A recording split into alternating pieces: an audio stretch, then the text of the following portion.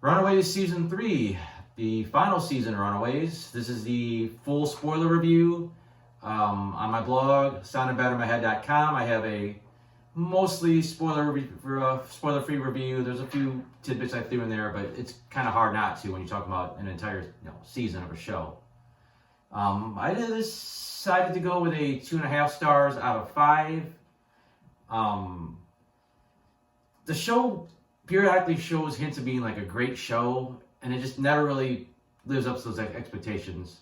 It always just kind of pulls us up back down. I don't think it's ever really been a bad show, but it's never like pretty rare you watch an episode like, man, I can't wait to watch the next one. The show just boils down to just too much infighting. I mean, I know they're supposed to be kids, teenagers, high school students. There's a lot of hormones and bad decisions, but it just seems like it kind of overrides the show sometimes. And you really want to see these guys become, superheroes, which once in a while you could see them finally becoming a team, and then like just go back to like the regular soap opera stuff. There's basically 2 major storylines going here. The first half of the season is wrapping up the end of last season with the aliens in the Gibbs took over the body of some of the parents, and there's a 4th member of the alien family that's hiding in somebody that we don't know, and it's supposed to be the most dangerous one. And then things ended where Chase, his mom, and Carolina were all in these stasis tubes, and they're supposedly going to be lunch for these aliens at some point. They pretty quickly established that they weren't going to harm any of their captives. It takes a little while before you find out why, but it kind of makes sense pretty quickly before they even explain it. Also, they really hype up the fact that Jonah, the magistrate, whatever you want to call him, was a total badass, and the team could barely take him down before, even with the parents. And now you got 3 other aliens just as powerful as him, and they really aren't that much of a threat. Like they seemed like they should have been able to kill anybody at any given moment, and they don't. And there's a lot of running away from the aliens running away from the humans, and just it's not the threat that we were told it was supposed to be. And it wraps up pretty quick. I think only 4 episodes into the season, and they're done with that. Another anticlimactic ending. It's just them kind of running around. These super weapons they built really don't come into play at all, and it's just Nico getting handed this magical spell that wipes them out and then gives you more questions than answers. Then we roll into the second half of the season, which is the Morgan Le Fay stuff, and that's kind of mixed. Again, it starts off good, and they just kind of never really deliver like they should. There's a lot of unexplained stuff, not only about her origin and how she ties into like the dark dimension and how she knows the Nico's family or anything, and also Nico's family, because Season 1 we were told that the Stafford 1 was a technological device and everything he did was from technology, had nothing to do with magic. Season 2 pretty heavily hinted that there was magic involved, and suddenly Season 3 with really no explanation, it's all magic. The staff is magic. Nico's doing magic on her own. Her mom's casting spells, and they never really get into it. The disappointing thing as an MCU fan is that there's a character in the first Doctor Strange film. Well, there's only one because number 2 hasn't come out yet. But there's a character in there that's supposed to be Tina, and she even has what's supposed to be the Staff of One. And they never say her name, so it's never official, but it would have been a great time to somehow tie that just a little bit into that. It would have been pretty cool. But they just never do. They never explain how her mom became a sorceress or a witch, whatever you want to call her. They only hint at where Staff of One came from, so it's just kind of takes a lot out of like the background to the story, why things are proceeding the way they are, besides Morgan just wanting to take over the world. Elizabeth Hurley's okay in the role. She's playing this kind of snobby, superior than everybody role. And a lot of characters in general don't have any major, story arcs this time around. Like they just, whatever baggage I had last season continues on to this one. It's part of what Nico's doing too, but they get to the whole temptation thing where Morgan's trying to like corrupt her, and she's using her guilt about what happened with Alex against her and all this other stuff. And right when it looks like they're going to take it past a certain level and you're going to have to deal with trying to bring him back from the brink or bring him back from the dark side, it just stops. And she's like, no, I'm going to go and betray Morgan right now, like the next episode. So I don't know. That just felt like it didn't deliver. Really don't see anything new as far as the characters' powers, the things that they can do outside of what Nico and her magic can accomplish. The parents, they kind of don't know what to do with half of them during the alien stuff. But once it's over, they look a little confused what to do on top of that. Luckily they have a pretty decent arc where they're trying to redeem themselves, and then they eventually basically team up with the kids to stop Morgan from Le Fay. And it's really cool seeing these parents and the kids using their abilities to come together to stop her. And it's one of the better sequences, I think, in the season. Another character coming back, she was added pretty late last season, is Zavin, the shapeshifter. Not a very likable character. She's kind of like real stiff and doesn't show a lot of emotions. I know she's supposed to be like a soldier. She's got that kind of shoot first mentality, and she's got that goofy prophecy that tells her she's supposed to marry Carolina. Then it makes this odd love triangle that's just never quite works. She's not that likable, and then they start kind of having her bond with Molly. I think that brings her out of her shell a little bit. They had a nice twist with the baby that kind of rewrites the prophecy, and unfortunately and fortunately, it wraps up that storyline, but it also gets rid of Zavin for the rest of the season. So we never get to see her really truly become a part of the team, for better or for worse.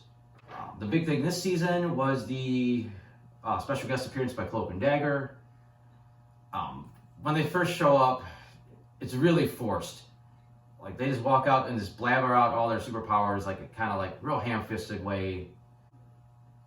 And then they see like they kind of force this animosity between Nico and Tandy. I mean, it was just done a little too abruptly, and it carries over to the rest of the crossover appearance. And I don't know, it just felt forced. They could have did it a little bit more naturally instead of just setting it up like that. Some interesting concepts about light and dark, especially Carolina being the light to Nico's dark, which unfortunately they've never seen the roll with after this, these last couple episodes. Says there's not a lot else to talk about, just, in the broader strokes. Just probably whip through my notes, go episode by episode. See what jogs my memory here. Pretty obvious pretty early on. I mean, at first I thought the first episode did start with a flash forward, and we're going to see this horrible battle, and we'll go back and see how they got there. And it pretty much didn't take long to realize they were basically in this show's version of a Matrix, and it's like a fantasy world, so not a big shock there. A lot of stuff kind of it's been a while since I've seen season 2, and I didn't really refresh. There's a lot of stuff you forget characters knew or didn't know. Didn't realize that the Magistrate's family had no idea that he had even one half-breed daughter, let alone another baby on the way. Didn't realize that Molly had no clue that Carolina's mom's the one that murdered her parents. For some reason, I thought that came out last season and that they all knew it, but it just kind of got thrown in there this season that she didn't know. The family dynamic with the aliens was okay as they kind of expanded. It's amazing how much Tina really looked and acted like a teenager. Like, I would have thought she could have been a teen playing a teen. She just looks young to begin with, and then when she changed her attitude to be so carefree, she really sold it being a different character. Sometimes doing the whole alien stuff, the Morgan with Le Fay stuff, just seemed really out of place, and like, especially just weird dreams and stuff. But obviously it helps kind of get you in that second storyline quicker. I know Greta said she took self-defense, but she's like a badass with butterfly knives. That's not something most self-defense classes teach you. So that was it was cool seeing her be a little bit of a badass for once, but it was just a kind of thrown in there like, oh yeah, she's really good with butterfly knives now. I wasn't sure to think about Quentin the magician until at least later when we find out he seems to be a true sorcerer. Wish we would have known how he got there, a little bit more of his backstory before they kind of offed him. The evil cell phone plot's been done a million times. They didn't really bring enough to it here. I mean, supposedly it turned you violent, and then when she was ready for you, I thought she was going to make them into like some kind of army. Instead, they just were powering her up in the end. It was, I don't know, it was a little bit pointless when it was all said and done. I thought there was going to be more with the computer virus thing. I thought Chase's mom was already a computer, and she was going to sacrifice herself to be like this virus and take out the phones, and that never came to be. And that was a mixed bag. Her and the computer monitor sometimes looked decent, sometimes it looked a little silly. The one where they did, she was just the green ones and O's. I know it was supposed to be an older computer, but it looked, you know, the effects looked really bad. It just looked like some old 1990s graphics. Thought the Max character is way too good to be true. It's just basically like a perfect fit for Gert. Thought she was hot, and just to drink up some jealousy between her and Chase. And then I thought for sure he was working directly with Morgan or for Morgan and knew what he was doing. And they just gave him like a mind wipe, and he wandered off. Interesting seeing the Darkhold show up again. It kind of ties into not quite connecting properly with the rest of the MCU. Last we saw, Ghost Rider took it somewhere. I don't know how it got back in this world. There's apparently some kind of connection between Morgan and the book, so maybe she could sense where it was at and she got it, but it seemed like she came directly from the dark dimension to ours, unless she made a pit stop after she escaped. I don't know. It was glossed over in that 6-month time jump. Really like the move with Nico's dad using the glasses to record what was actually in the Darkhold and letting them see what the spell was. He could have been a little more specific about it, like, hey, it's in my glasses, instead of making a goofy comment like, you know, see the world like I do. I could see if somebody was watching, you didn't want them to know, but nobody was there.